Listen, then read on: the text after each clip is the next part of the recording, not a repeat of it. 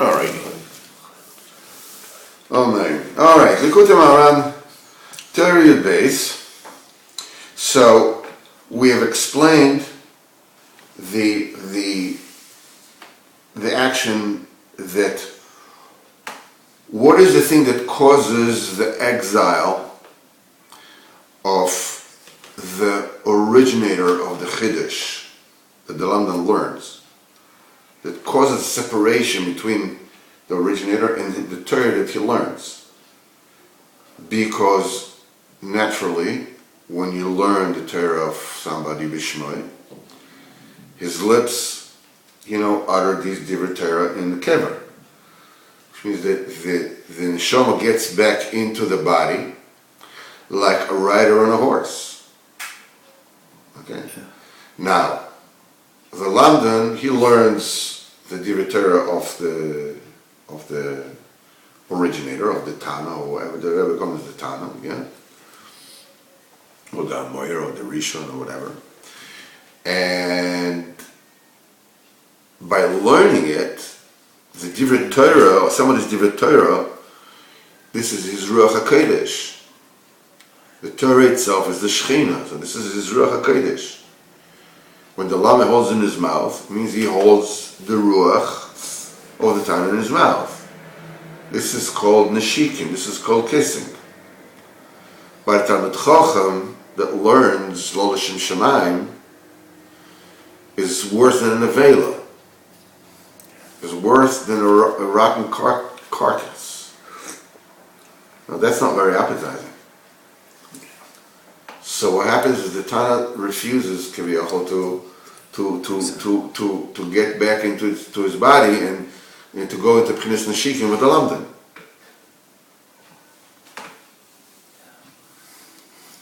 This is called the Tana is in Galus, and who causes the Tana? This painful separation between the Tana. His Torah is being said, but he cannot be together with it. It's the Lamdan. It's called the Lamdan is Roidef the Tana. The Lamdan persecutes the Tana. He chases him away. Because the way he learns the Torah, it chases him away. And we said this is being melubash in the story that the shed, that the demon was jumping on the Chayim, and it's talking about the Chayim, talking about the Tzadik Kador. And there is a Tana, there is Parash, there is Parash, which is the Tana, which is riding a horse, and there's the Neshama that's gaining back into the body. And the Neshama going back into the body is mitota, is from underneath, and that's from the learning. When you learn a different time, this causes this thing together. It says V'lo yachalei, but the Tana cannot possibly, cannot stand, being together with his body, with the Torah, because that means like kissing the Lamdan, who's worse than an Avela. So he cannot, it's disgusting. He doesn't want to do it. So now the Rebbe says like this: and if you have a kasha, listen, Lamdan is such a tzaddik, his Torah is so pure, how come the Torah doesn't get the Lamdan to do tshuva? We have a klal, La'olam ilmad odom shalol lishmo, shemitoch shalol lishmo, but lishmo, he'll get to it. So how come the Torah doesn't get him to do tshuva? V'adabe, shenistavasas l'gadol b'yisa. He becomes haughtier. He's thinking this is like, God's gift to humanity. He's like, whoa, forget about me. Whoa, man, just check me out, speak to the hand, hey. How does it come about? Shemitorah Kedosha Shel Tana, that from the Heilige Torah of the Tana, that's so pure, that's so heilig, Yichol Lamdan Likosho, the Lamdan can possibly falter. But the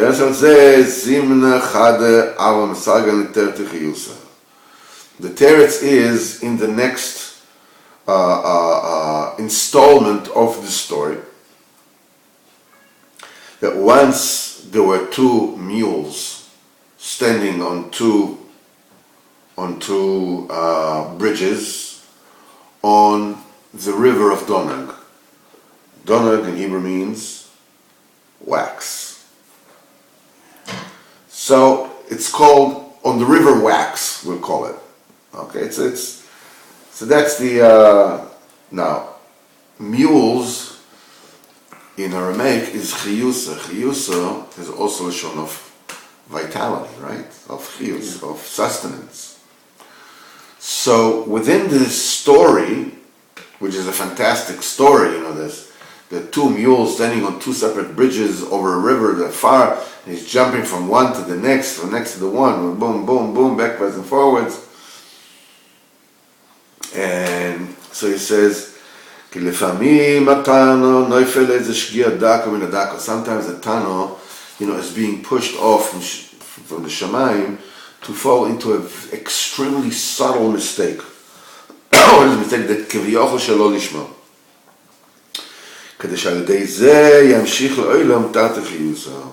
So with this, the Tana will be able to bring about to the world, to bestow into the world chayas, sustenance. Sustenance needs a shtickle shalol lishma, from the small, from the left side.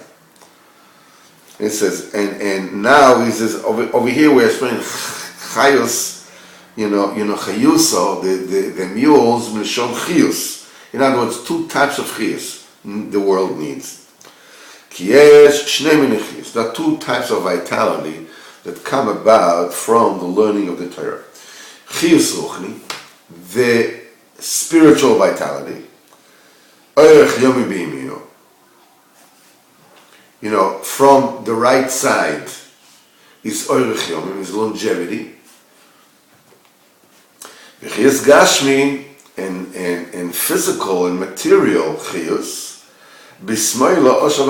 From its left side, there's wealth and honor. Vatano, and the original Tana, and the Tana being that he is so totally connected to the spiritual chiyus, which is in the Yamin. He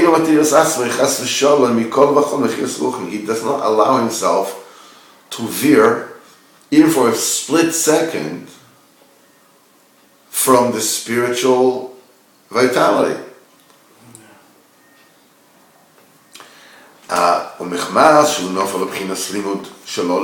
since Mishamayim they pushed him to learn a shtickle shalol lishmo, b'shvil chiyus gashmi, to establish, a pipeline for physical material life for the world. The world needs it. This is kol ha'olam kulo nizon b'shvil chanina b'ni. The entire world is being sustained for my son Chanina. It's Chanina ben Dosa.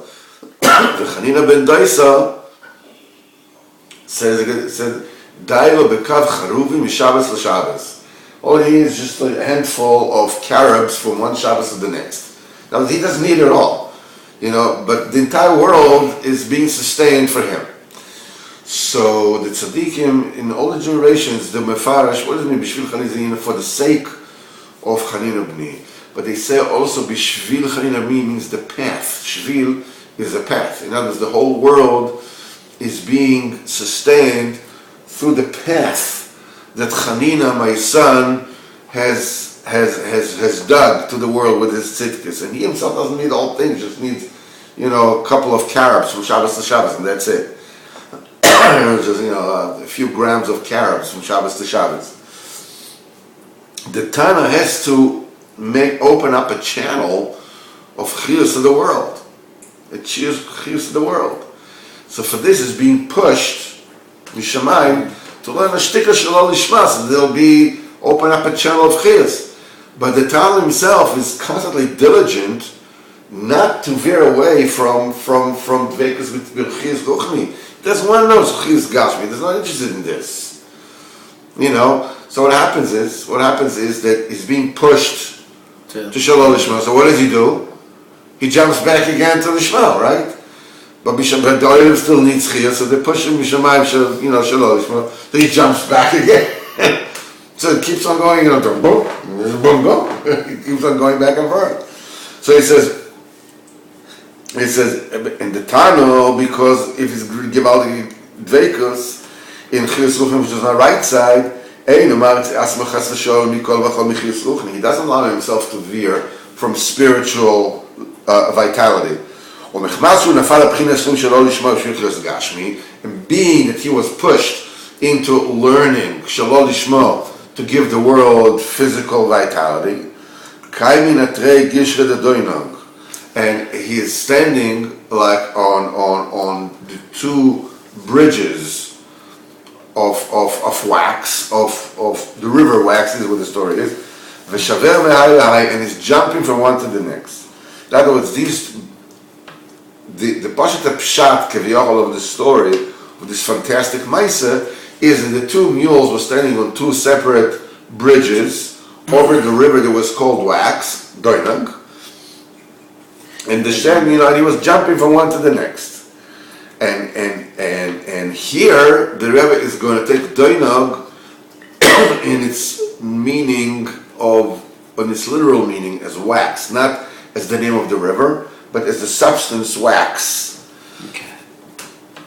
The Kmo Adam, she'omed al gesher shel shavo v'no yachol, like a person who is standing on a bridge made of wax. He cannot possibly carry, he cannot stand. V'koifetz al gesher sheni, and he's jumping to the next bridge. But the second one is also made of wax. So what does he do? Koifetz al Rishayna, he jumps back to the first one. Koifetz mehai lehai, and he's jumping from this one to that one. Kein Tano, the same thing is happening to the Tano. Iker limudu tomi lishmo. The main limud of the Tano is lishmo l'shem shamayim. That's what. When being that he has to bring about physical vitality to the world, he's being pushed mishamayim to learn a shtikl shelo lishmo. Jumping back. So what happens is what they do is they take it away from him, this b'china of limud lishmo, v'shaveh, and he's jumping milishma shelo lishma. That makes him, skip from lishma shelo, because mishamayim they take away the limud lishma from him. Because of his sanctity and his distance from Gashmius. Immediately he jumps from Shalol Lishma. But to learn Shalol Lishma is like, for him, is like standing on a bridge made of wax. You can't stand there. You can't stand, they cannot sustain you. He's jumping back to Lishma. And there by Lishma, because it is a must, because the world needs it. Now, this bridge, Shalishma by him, becomes like a bridge of wax. Because Bishamayim, they take Lishma from him. Is jumping back and forth. This allows his Torah to have this loophole that somebody wishes to learn Shalol Lishma. When he learns this Torah, and that person is not interested in learning Lishma, he will falter through this Torah, because this whole inyan of a person should always learn Shalol Lishma. A person always should learn, even if it's not for heaven's sake. Because by learning not for heaven's sake, you will come to learn for heaven's sake. Yeah, for the sake of heaven. But this is only if you want to learn Lishma, you want to learn Shem Shemayim. But what can you do? Okay, so you learn Shalol Lishma. But if you're not even interested in learning Lishma, then the Torah has already a built-in mechanism that will make you feel mighty comfortable learning Shalol Lishma. You'll be able to show off. You'll be a smarty.